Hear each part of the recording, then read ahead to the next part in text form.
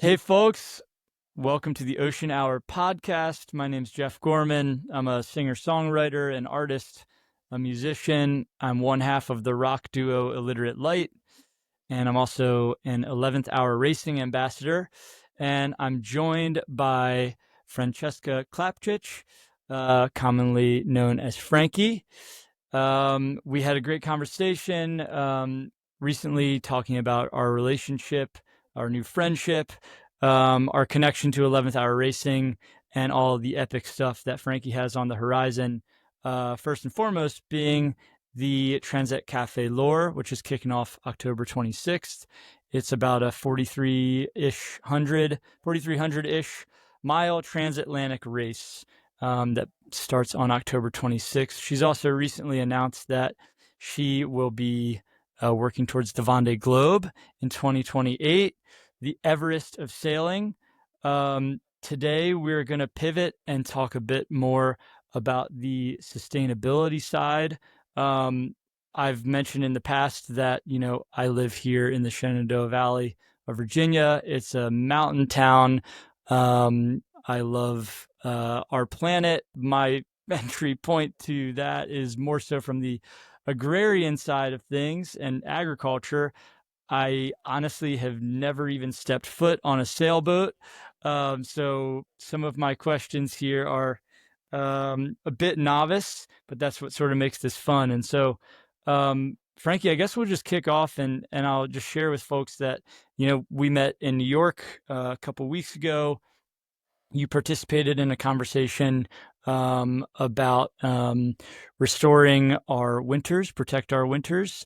And we were talking about from ridge to reef. You're both a sailor and a skier as well. And so I guess I'll just begin this by asking, what are you seeing in the professional sailing world around sustainability? What are some of the kind of hurdles that are coming up and the things that people are doing to make sailing more sustainable? Is this more dealing with the amount of plastic that we're creating as human beings? Is it dealing with making boats more sustainably? Can you sort of give us a snapshot into your world and experience with sustainability? Yeah, first of all, I mean, my work is, on the ocean, on a boat, surrounded by water, surrounded by land. We start every race in a maritime community, and these maritime communities are suffering too, not only our oceans, and it's all interconnected. It was really eye-opener, and for me, it was really also special to be one of the first protect our winter 11-hour racing ambassadors for the Water Alliance. I think it's something that people often forgot, especially when you're so into snow sport or skiing or outdoor. You always think about snow and the snowpack, but actually what is really connect us all is the water, right? Like, I mean, I'm sailing on a sailing boat on some water that is in a liquid form. Most of the skiers, me included, in the winter, we ski on water that is solidified. And it really connects us all. Like all the water that we have in the snow in the mountains, when it start melting in the spring, is what really refill our reservoir, what is giving life to our outdoors. And I mean, living in the West is also how scary wildfires and all the situation with the fires is, and how much we're really craving water. And as a sailor, it's always been something pretty special for me. I've been really fortunate, really lucky enough that every big project that I've done so far in the offshore racing has been always supported by sponsor or foundation that had sustainability at their core. My first race around the world was, supported by a Portuguese foundation that was fighting against plastics and microplastics. And in the last campaign with the 11-hour racing, it was really a campaign about, the health of the ocean and ocean health. And now with my new campaign, we are definitely adding an extra layer of it. That is how people and planets are connected and how we are connected, like through the ocean. but also how do we need to really get more accessibility to the water, making sure that the communities that are along the coastline that are the most affected by these issues are also the one that get a voice on the table and can really fight for what they're seeing happening every day to just their backyard. I would love to hone in a little bit, particularly on the plastics side of thing, because that's something that's so prevalent in modern society. I was in Panama in 2014. Sort of a crazy story of why I was there, but my dad was getting sort of an experimental stem cell transplant after dealing with some after having a neurodegenerative disease, and so I was down there caregiving for him in Panama, and I spent an afternoon just to kind of get some fresh air and just went on a walk around these beaches, and I ended up taking all these photos of just the amount of trash and plastic that had washed up um, on the beaches. Like it was like you could barely even walk. I was legitimately just like blown away. And this is like a humongous city, it kind of right there in plain sight. Um, is this something? Have you come across that type of experience as a professional sailor, seeing uh, plastics, on beaches or even in the water? Is that something you've experienced? Yeah, unfortunately, it's something that I experience pretty much every day that I get to go sailing or that I get to go and visit a new harbor or visit a new place in the world. Unfortunately, that's there. It's been there for a long time.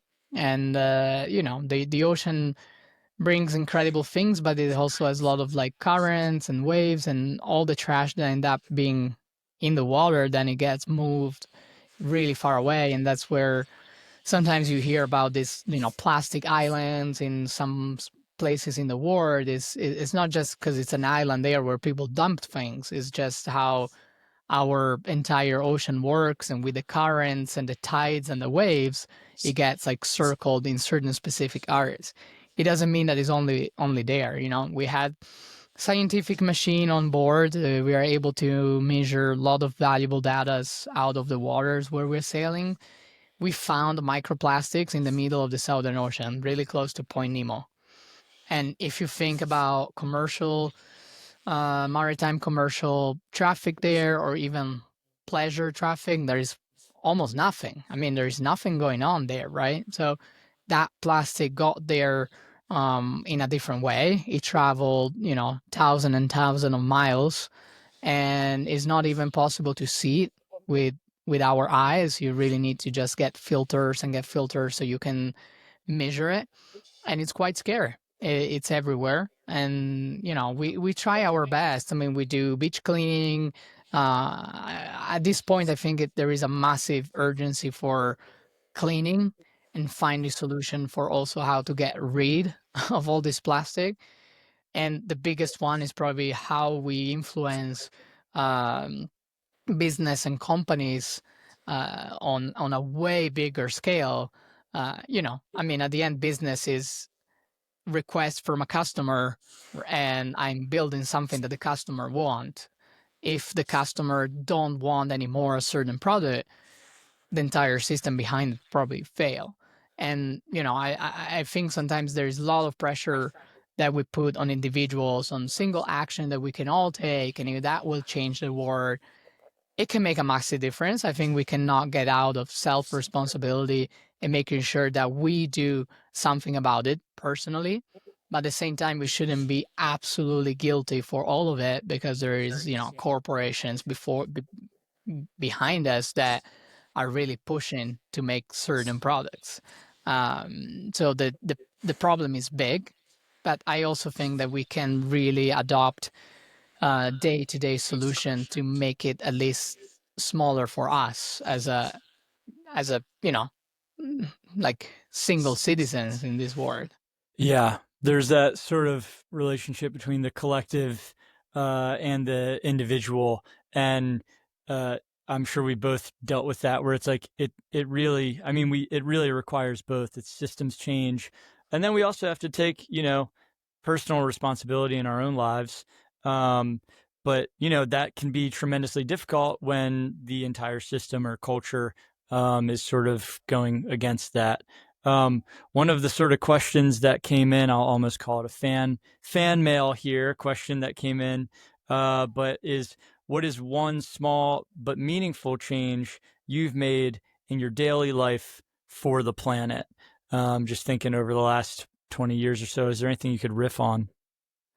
You know, like a really simple things like making better choices when even we go to like bars and places. Like I try to bring my own cup. If I don't have it, I really try to like, okay, can you just put my coffee in a cup and then you wash at the end of the day, you know? And if they don't have that available or if they're not making an effort to it, it's important to say no and find a different place, you know? And again, it's nothing against that specific business. It's trying to really push to make a difference, you know? And I think that's really small actions that I can see a lot of people doing more and more and more.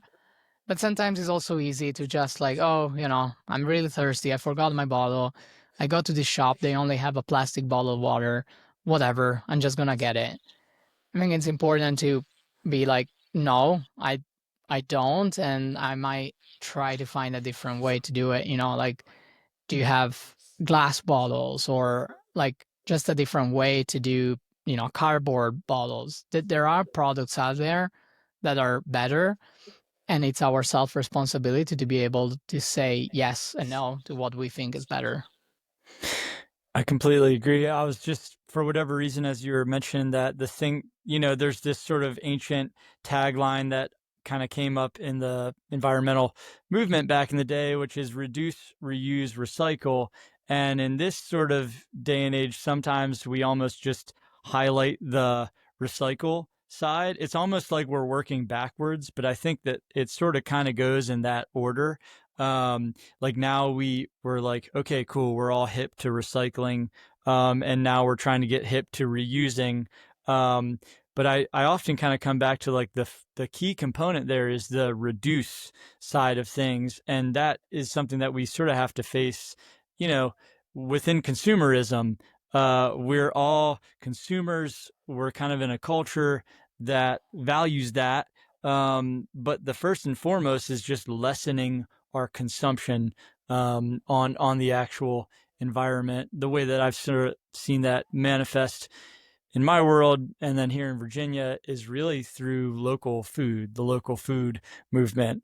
There's farms here, that are growing spinach, that are growing potatoes. But when you go to Walmart or Food Lion or the grocery store, that is coming from California, or somewhere in Maine, and so it's sort of this sense of, my avenue and sort of way into this small but meaningful change has kind of come from more so thinking locally, thinking globally, acting locally, and really supporting local farmers. Um, I'm going to move on to sort of one more question here, again, sort of from our fan questions that came in. And this is a little bit more of a sort of big picture question, so feel free to run with it in whatever way connects with you. But how can sport and art how can sport and art spark conversations about climate and inspire real action? I think, you know, I, I'm not I'm not an activist. I'm not a scientist. You know what I have is this sport platform, and you know the opportunity, the privilege, and the power to use it for good if I can. Of course, it's still like a performance project, so there is a lot of racing, there is a lot of training involved, but at the same time, it's also a way for me to be like, okay, this is what I know how to do in this world. This is maybe my gift that I had, and being a decent sailor, what can I do more with what I have? And it's, you know, a platform, it's access to the media, it's access to outlets that can spread the voice, that can spread the message, and a welcoming place where people that has something to say or people that want to share something really powerful can use our platform to get it out there. I think that's really what sport is bringing the last few years, is allowing athletes and allowing a lot of organization to get a lot of important message to a way broader public. And I think it's the same power that music can have, that songwriters can have. It's storytelling. It's telling the stories in a different way. I can tell my story through sport, and I can tell stories through, through showing the ocean, showing what we're doing. How can we do things slightly different? And you might be able to do the same through the words in your songs, or the emotions and the feelings that you bring to the people that comes and listen to your music, right? It's all forms of storytelling, it's all forms of art, and it's all forms of being able as a human being to put your skills and try to do something a little bit more with that skills. Amen to that.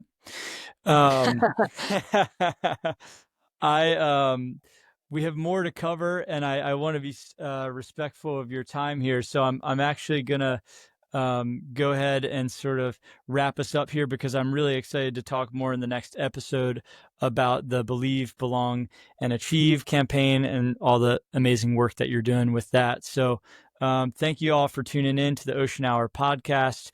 We've got more coming in the next episode.